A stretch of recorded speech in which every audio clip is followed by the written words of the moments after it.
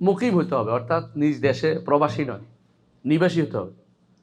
প্রবাসী আর নিবাসী বুঝছেন তো, মানে নিবাস, দেশে থাকে, সফরে না। সফরে যদি থাকে তাহলে তার উপরে এটা শর্ত, তার প্রবাসী হতে হবে, তারপর ফরজ।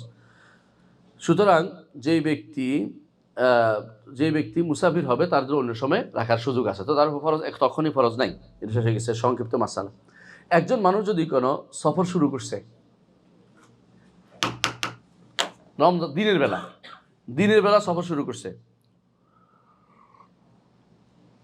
বুঝছেন কিনা? অর্থাৎ সে সওম অবস্থায় দিনে আসছে, এরপর সফর শুরু করছে।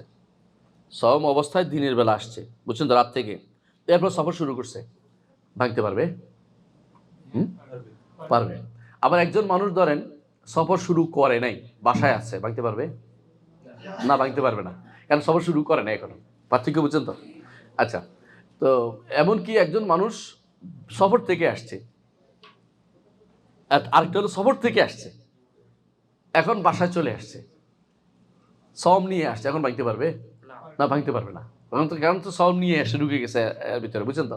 তাহলে এই তিনটে পার্থক্য আমরা, বুঝছেন তো, তিনটা মশলা একসাথে। একটা হলো কি, একটা হলো একটা হলো সফর শুরু করে নাই, সে ব্যক্তি ভাঙতে পারবে না। এটা গদ থেকে আগে থেকে ভাঙতে পারবেন না।